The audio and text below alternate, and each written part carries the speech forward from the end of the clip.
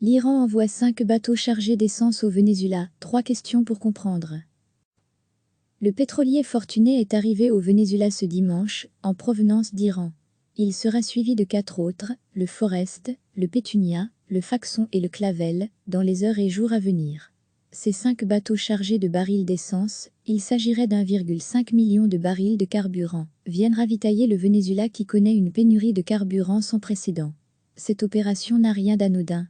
Elle s'est déroulée dans un climat de tension internationale, dont témoignent les navires militaires vénézuéliens, qui escortent ces pétroliers à leur entrée dans les eaux du pays. Et pour cause, c'est un échange commercial entre 2 États parias des États-Unis, 2 pays frappés de sanctions commerciales. Cette opération insolite est à la fois une nécessité et un pied de nez aux États-Unis.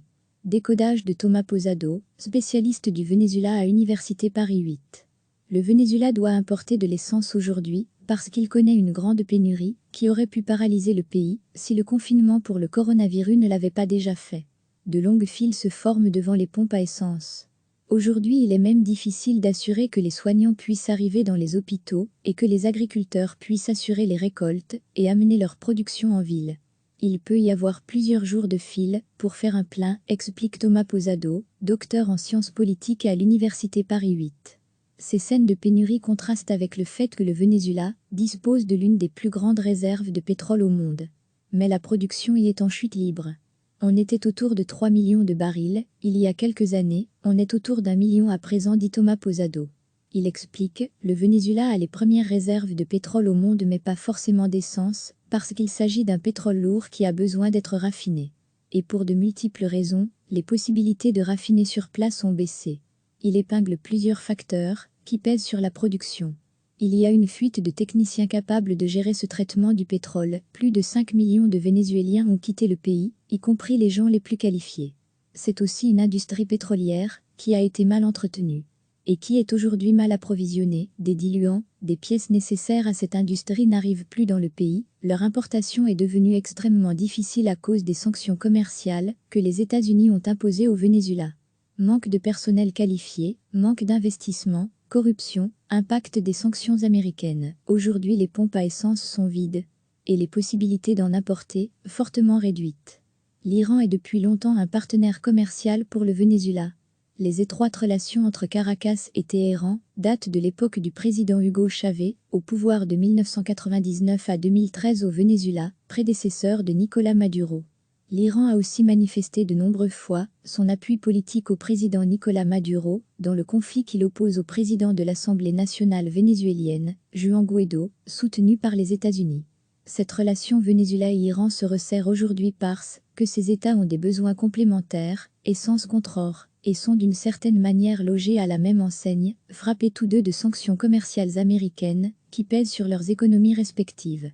Washington, qui qualifie le président socialiste Nicolás Maduro de dictateur et souhaite sa chute, a imposé des sanctions qui compliquent fortement les exportations de pétrole du Venezuela et l'importation de l'essence manquante.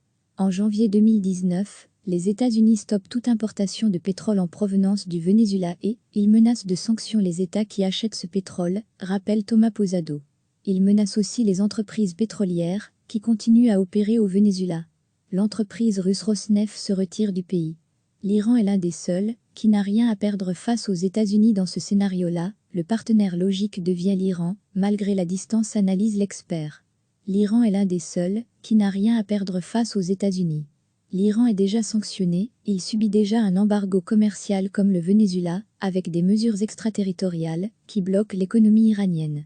De ce fait, les menaces des États-Unis, qui ont un impact à l'égard de l'Inde, la Chine, la Russie sont beaucoup moins efficaces à l'égard de l'Iran. On a une sorte de solidarité des parias qui s'est mise en place.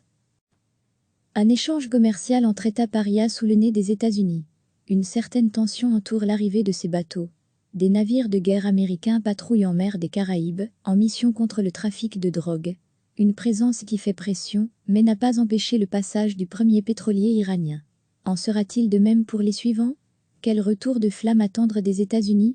Est-il possible qu'ils durcissent encore leurs sanctions à l'égard de l'Iran et du Venezuela? De nouvelles sanctions sont possibles, mais lesquelles? S'interroge Thomas Posado. On est déjà à un niveau de sanctions très élevé, ces pays sont déjà asphyxiés. Et puis le Venezuela est face à une situation de pénurie vraiment dramatique et l'Iran dans une crise économique profonde qui les pousse à aller de l'avant malgré tout. Ces bateaux sont très attendus, au Venezuela, par les Vénézuéliens qui ont besoin d'essence et par le président Nicolás Maduro, qui pourra tirer parti politiquement de cet approvisionnement. L'image de ces bateaux arrivant en eau vénézuélienne sera sans doute abondamment exploitée. La mobilisation contre les États-Unis sur des motifs de ce type-là est plutôt populaire auprès des populations de ces deux États, commente Thomas Posado. S'y ajoute un enjeu de politique intérieure au Venezuela, le dirigeant de l'opposition Juan Guaidó étant soutenu par les États-Unis.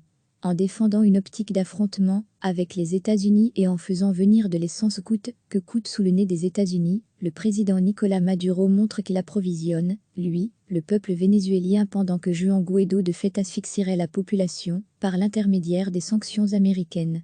Une guerre de l'image suivra la guerre des nerfs autour de l'arrivée de ces bateaux. Une arrivée qui signifiera un soulagement immédiat, mais de courte durée, et limité face aux nombreuses pénuries que subissent les Vénézuéliens, au cœur d'une crise économique ravageuse depuis plus de 5 ans. Le pétrolier Fortuné est arrivé au Venezuela ce dimanche, en provenance d'Iran.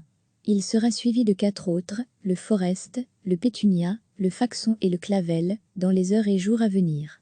Ces 5 bateaux chargés de barils d'essence, il s'agirait d'1,5 million de barils de carburant, viennent ravitailler le Venezuela qui connaît une pénurie de carburant sans précédent. Cette opération n'a rien d'anodin.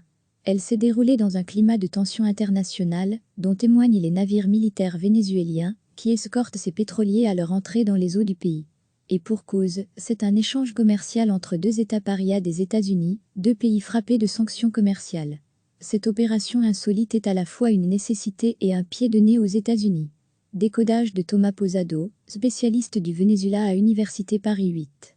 Le Venezuela doit importer de l'essence aujourd'hui, parce qu'il connaît une grande pénurie, qui aurait pu paralyser le pays, si le confinement pour le coronavirus ne l'avait pas déjà fait. De longues files se forment devant les pompes à essence. Aujourd'hui, il est même difficile d'assurer que les soignants puissent arriver dans les hôpitaux et que les agriculteurs puissent assurer les récoltes et amener leur production en ville. Il peut y avoir plusieurs jours de file pour faire un plein, explique Thomas Posado, docteur en sciences politiques à l'Université Paris 8. Ces scènes de pénurie contrastent avec le fait que le Venezuela dispose de l'une des plus grandes réserves de pétrole au monde. Mais la production y est en chute libre. On était autour de 3 millions de barils, il y a quelques années, on est autour d'1 million à présent, dit Thomas Posado. Il explique, le Venezuela a les premières réserves de pétrole au monde mais pas forcément d'essence, parce qu'il s'agit d'un pétrole lourd qui a besoin d'être raffiné. Et pour de multiples raisons, les possibilités de raffiner sur place ont baissé. Il épingle plusieurs facteurs qui pèsent sur la production. Il y a une fuite de techniciens capables de gérer ce traitement du pétrole. Plus de 5 millions de Vénézuéliens ont quitté le pays, y compris les gens les plus qualifiés. C'est aussi une industrie pétrolière qui a été mal entretenue et qui est aujourd'hui mal approvisionnée. Des diluants, des pièces nécessaires à cette industrie n'arrivent plus dans le pays. Leur importation est devenue extrêmement difficile à cause des sanctions commerciales que les États-Unis ont imposées au Venezuela. Manque de personnel qualifié, manque d'investissement, corruption, impact des sanctions américaines. Aujourd'hui, les pompes à essence sont vides et les possibilités d'en importer fortement réduites. L'Iran est depuis longtemps un partenaire commercial pour le Venezuela. Les étroites relations entre Caracas et Téhéran datent de l'époque du président Hugo Chavez, au pouvoir de 1999 à 2013 au Venezuela, prédécesseur de Nicolás Maduro. L'Iran a aussi manifesté de nombreuses fois son appui politique au président Nicolás Maduro dans le conflit qu'il oppose au président de l'Assemblée nationale vénézuélienne, Juan Guaidó, soutenu par les États-Unis. Cette relation Venezuela-Iran se resserre aujourd'hui parce que ces États ont des besoins complémentaires, essence contre or, et sont d'une certaine manière logés à la même enseigne, frappés tous deux de sanctions commerciales américaines qui pèsent sur leurs économies respectives. Washington, qui qualifie le président socialiste Nicolás Maduro de dictateur et souhaite sa chute, a imposé des sanctions qui compliquent fortement les exportations de pétrole du Venezuela et l'importation de l'essence manquante.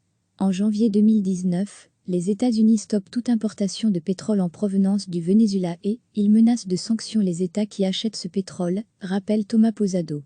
Ils menacent aussi les entreprises pétrolières qui continuent à opérer au Venezuela. L'entreprise russe Rosneft se retire du pays. L'Iran est l'un des seuls qui n'a rien à perdre face aux États-Unis dans ce scénario-là. Le partenaire logique devient l'Iran, malgré la distance, analyse l'expert. L'Iran est l'un des seuls qui n'a rien à perdre face aux États-Unis. L'Iran est déjà sanctionné, il subit déjà un embargo commercial comme le Venezuela, avec des mesures extraterritoriales qui bloquent l'économie iranienne. De ce fait, les menaces des États-Unis, qui ont un impact à l'égard de l'Inde, la Chine, la Russie, sont beaucoup moins efficaces à l'égard de l'Iran. On a une sorte de solidarité des parias qui s'est mise en place. Un échange commercial entre États parias sous le nez des États-Unis. Une certaine tension entoure l'arrivée de ces bateaux. Des navires de guerre américains patrouillent en mer des Caraïbes, en mission contre le trafic de drogue. Une présence qui fait pression, mais n'a pas empêché le passage du premier pétrolier iranien. En sera-t-il de même pour les suivants? Quel retour de flamme attendre des États-Unis? Est-il possible qu'ils durcissent encore leurs sanctions à l'égard de l'Iran et du Venezuela? De nouvelles sanctions sont possibles, mais lesquelles? S'interroge Thomas Posado. On est déjà à un niveau de sanctions très élevé, ces pays sont déjà asphyxiés. Et puis le Venezuela est face à une situation de pénurie vraiment dramatique et l'Iran dans une crise économique profonde qui les pousse à aller de l'avant malgré tout. Ces bateaux sont très attendus, au Venezuela, par les Vénézuéliens qui ont besoin d'essence et par le président Nicolás Maduro, qui pourra tirer parti politiquement de cet approvisionnement. L'image de ces bateaux arrivant en eau vénézuélienne sera sans doute abondamment exploitée. La mobilisation contre les États-Unis sur des motifs de ce type-là est plutôt populaire auprès des populations de ces deux États, commente Thomas Posado. S'y ajoute un enjeu de politique intérieure au Venezuela, le dirigeant de l'opposition Juan Guaidó étant soutenu par les États-Unis. En défendant une optique d'affrontement avec les États-Unis et en faisant venir de l'essence coûte que coûte sous le nez des États-Unis, le président Nicolás Maduro montre qu'il approvisionne, lui, le peuple vénézuélien pendant que Juan Guaidó de fait asphyxierait la population par l'intermédiaire des sanctions américaines. Une guerre de l'image suivra la guerre des nerfs autour de l'arrivée de ces bateaux. Une arrivée qui signifiera un soulagement immédiat, mais de courte durée, et limité face aux nombreuses pénuries que subissent les Vénézuéliens, au cœur d'une crise économique ravageuse depuis plus de 5 ans. Cliquez sur s'abonner pour recevoir les dernières nouvelles.